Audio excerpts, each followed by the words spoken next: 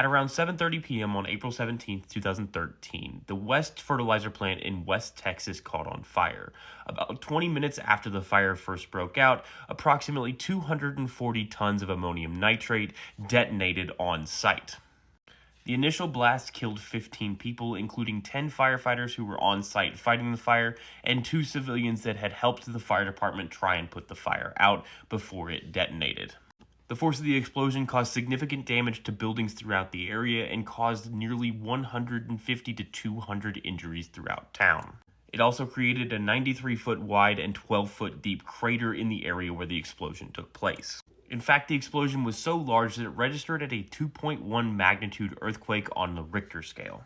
Now, part of the reason this explosion occurred is because of the way the ammonium nitrate was stored. It was stored in a flammable material in a flammable area. So when the fire started in the building, as things around it started to burn, the ammonium nitrate began to liquefy, which then combined with other materials that was burning, lowered the necessary shock needed to set off the ammonium nitrate, which then detonated, causing a chain reaction to detonate all of the ammonium nitrate that was stored in this seed bin, as well as inside a rail car nearby. The other issue here is the West Fertilizer Plant never disclosed to the Department of Homeland Security that they had ammonium nitrate on site. There is a law stating that if you have over a certain amount of ammonium nitrate, which they were well past, you have to disclose it to DHS, thanks to, numerous ammonium nitrate explosions and also the Oklahoma City bombing. Because they did not know it was there, no one could inspect this fertilizer plant to make sure they were storing their ammonium nitrate properly. In the case of a fire, it would not lead to a detonation. So the initial cause of the fire prior to the explosion has never officially been determined. It's been investigated by numerous law enforcement agencies, including the ATF, and the only one that has officially released a cause is the ATF, which was basically saying that this was an incendiary fire. This was an intentionally set fire.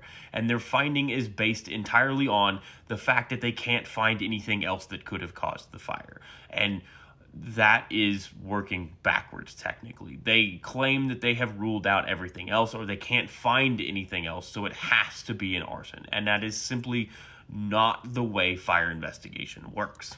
The ATF has also never discussed whether they have any suspects or anything like that. They've never made any arrests. They've put out a reward for any information, but it has never been claimed, and no one has ever come forward. This fire is likely to remain undetermined for everyone who is not the ATF because, unfortunately, due to the explosion, there's not much left to look at to conclusively determine a cause, and also there's likely no evidence to actually prove that it was arson in the first place.